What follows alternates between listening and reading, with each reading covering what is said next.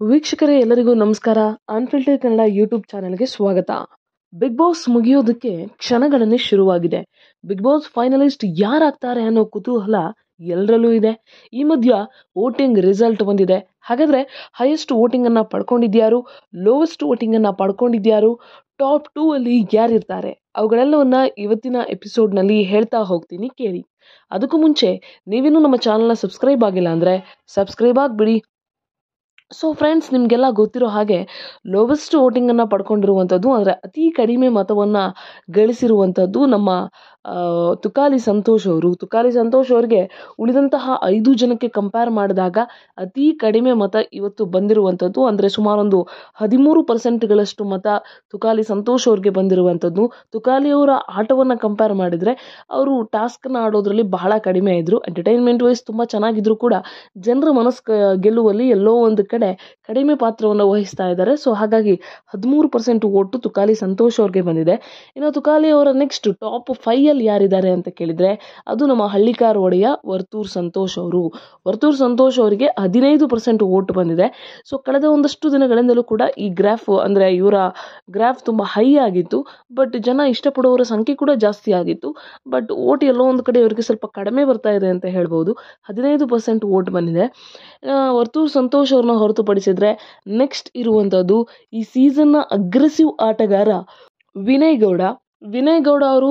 ಆರಂಭದ ದಿನದಲ್ಲಿ ಅವ್ರೇನು ಅಗ್ರೆಷನ್ ಅಲ್ಲಿದ್ರು, ಆವಾಗ ಒಂದಷ್ಟು ವಿಲನ್ ಆಗಿ ಗುರುತಿಸ್ಕೊಂಡ್ರು ಕೂಡ ಹೋಗ್ತಾ ಹೋಗ್ತಾ ತುಂಬ ಸಾಫ್ಟ್ ಆದರು, ಬಹಳ ಸ್ವೀಟ್ ವ್ಯಕ್ತಿತ್ವ ಅನ್ಸೋಕೆ ಶುರುವಾದರು. ಬಟ್ ವಿನಯ್ ತುಂಬ ಜನಕ್ಕೆ ಇಷ್ಟ ಆಗಿದ್ದಾರೆ. ಬಟ್ ವೋಟಿಂಗ್ ವೈಸ್ ನೋಡಿದಾಗ ವಿನಯ್ ಅವರು ಕೊಂಚ ಹಿಂದಿದ್ದಾರೆ ಅಂತ ಹೇಳ್ಬೋದು.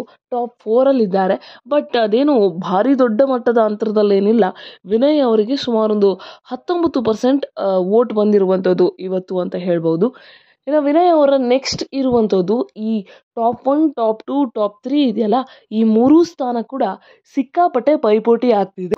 ಸಂಗೀತ, ಕಾರ್ತಿಕ್, ಪ್ರತಾಪ್ ಮಧ್ಯೆ ಈ ಟಾಪ್ 1, ಟಾಪ್ 2, ಟಾಪ್ 3ಗೆ ಸಿಕ್ಕಾಪಟ್ಟೆ ಫೈಟ್ ಇರುವಂಥದ್ದು.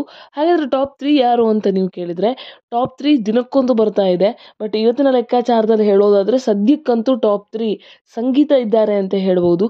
ಸಂಗೀತ ಅವರಿಗೆ 21% ಓಟ್ ಬಂದಿರುವಂಥದ್ದು.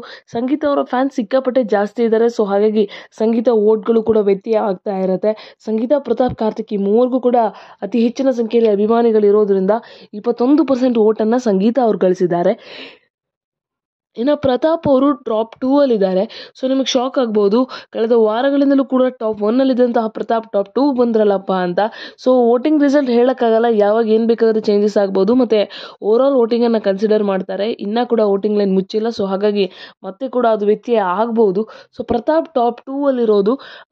ಪ್ರತಾಪ್ಗೆ 22% ವೋಟ್ ಬಂದಿದೆ. ಸೊ ಹಾಗಾಗಿ ಪ್ರತಾಪ್ ಟಾಪ್ 2 ಅಲ್ಲಿದ್ದಾರೆ.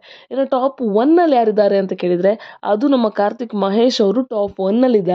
ಕಾರ್ತಿಕ್ ಮಹೇಶ್ಗೆ 22.5% ಓಟ್ ಬಂದಿರುವಂಥದ್ದು.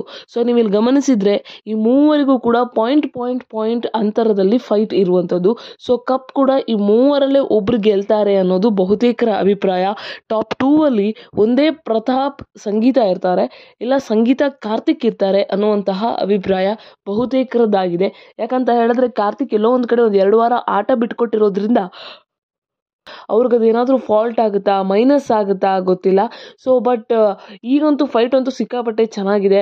ಬಟ್ ಇಡೀ ಸೀಸನ್ನ ಲೆಕ್ಕಾಚಾರದಲ್ಲಿ ಕೊಡೋದ್ರಿಂದ, ಓವರಾಲ್ ಸೀಸನ್ನ ಕನ್ಸಿಡರ್ ಮಾಡೋದ್ರಿಂದ ಯಾರು ಟಾಪ್ 1 ಬರ್ತಾರೆ, ಯಾರು ಟಾಪ್ 2 ಬರ್ತಾರೆ, ಯಾರು ಟಾಪ್ 3 ಬರ್ತಾರೆ ಅನ್ನೋದೇ ಕ್ಯೂರಿಯಾಸಿಟಿ. ಬಟ್ ನಿಮ್ಮ ಪ್ರಕಾರ ಟಾಪ್ 2 ಅಲ್ಲಿ ಯಾರು ಇರಬೇಕು, ಹಾಗೆ ಫೈನಲಿಸ್ಟ್ ಆಗಿರುವಂಥವ್ರಲ್ಲಿ ಯಾರು ಕಪ್ ಗೆದ್ಕೊಂಡು ಹೋಗಬೇಕು, ಕಪ್ ಯಾರು ಗೆದ್ದರೆ ನ್ಯಾಯ ಸಿಗುತ್ತೆ, ಅದನ್ನು ಕಮೆಂಟ್ ಮಾಡಿ ತಿಳಿಸಿ. ಹಾಗೆ ನಿಮ್ಮ ನೆಚ್ಚಿನ ಸ್ಪರ್ಧಿ ಯಾರು ಅನ್ನೋದನ್ನು